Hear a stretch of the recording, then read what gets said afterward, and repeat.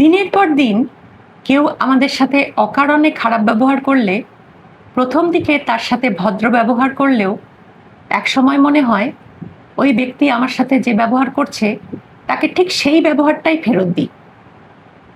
রাহুলের সাথে ঠিক এটাই ঘটেছিল। বাজারে তার একটা ছোট্ট চায়ের দোকান ছিল।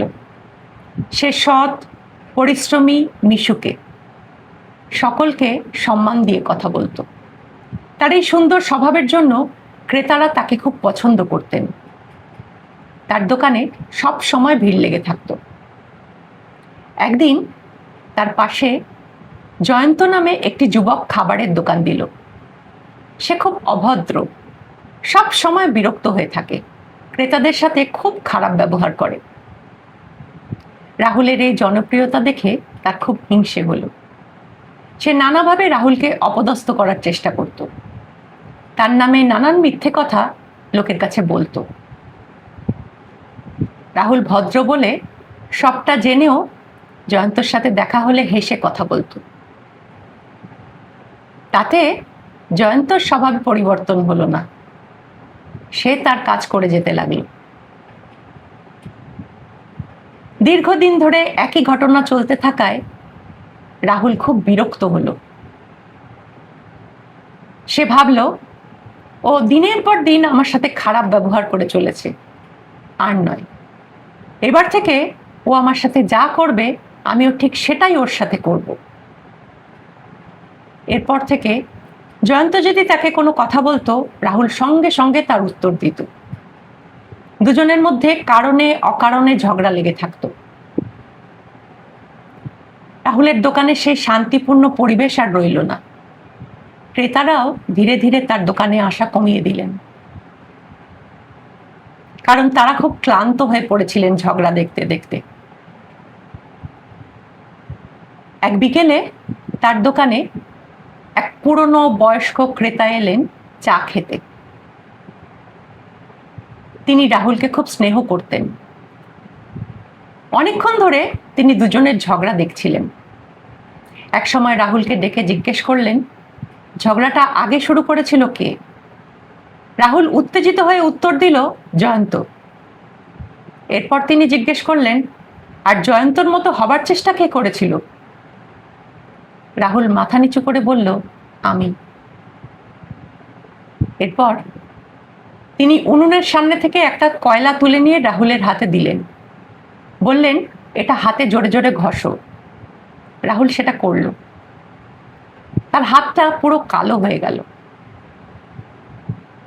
সেই ভদ্রলোক জিজ্ঞেস করলেন, তুমি যে কয়লাটা হাতে ঘষলে, কয়লাটা কি পরিষ্কার হলো, না তোমার হাতটা নোংরা হলো? রাহুল বলল, আমার হাতটাই তো নোংরা হয়ে গেল।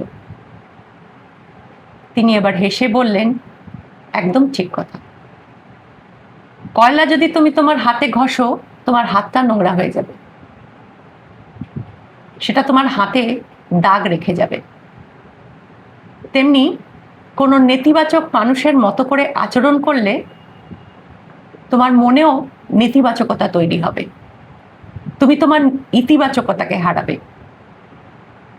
এই কথায় রাহুল বুঝতে পারল যে সে ভুল করছিল।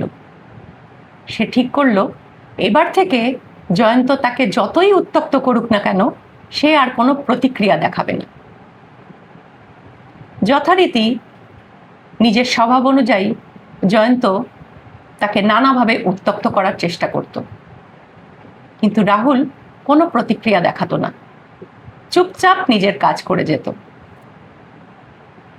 একসময় জয়ন্ত ক্লান্ত হয়ে হাল ছেড়ে দিল। রাহুলের দোকানে ধীরে ধীরে আবার আগের মতো শান্তিপূর্ণ পরিবেশ ফিরে এলো। ক্রেতারাও ফিরে এলেন। কয়েক মাস বাদে একটা খারাপ ঘটনা ঘটল। জয়ন্তর ব্যবসায় বিরাট ক্ষতি হলো। সে এক সন্ধ্যায় রাহুলকে এসে বলল, আমি বুঝতে পারিনি, দিনের পর দিন তোমার সাথে আমি খারাপ ব্যবহার করেছি, আর তুমি আমার সাথে ভালো ব্যবহার করেছো, কখনো খারাপ ব্যবহার করোনি। কেন এটা করেছো? রাহুল বলল, কারণ আমি তোমাকে অনুকরণ করে তোমার মতো হতে চাইনি, তাহলে আমি নিজেকে হারিয়ে ফেলতাম। এই কথায় জয়ন্ত যা বোঝার বুঝে গেল। সে বুঝলো সে এতদিন যেটা করেছে সেটা অন্যায়, সেটা অভদ্রতা। সে ঠিক করলো এবার থেকে সে নিজেকে শোধরানোর চেষ্টা করবে, আর কখনো কারো সাথে খারাপ ব্যবহার করবে না। ধীরে ধীরে সে নিজেকে পরিবর্তন করলো। এক সময় রাহুলের সাথে তার একটা বন্ধুত্বপূর্ণ সম্পর্ক তৈরি হলো। কারো খারাপ আচরণে প্রতিক্রিয়া দেখানো খুব সহজ, কিন্তু সেটা না করে যদি নিজের কাজটা মন দিয়ে করা যায় তাহলে নিজেরই উন্নতি হবে। কারণ নেতিবাচক মানুষের মতো করে আচরণ করা মানে নেতিবাচকতাকে প্রশ্রয় দেওয়া, যেটা কোনো ইতিবাচক মানুষের কাজ নয়। ভিডিওটা ভালো লাগলে চ্যানেলটাকে প্লিজ সাবস্ক্রাইব করতে আর লাইক, কমেন্ট, শেয়ার করতে ভুলবেন না।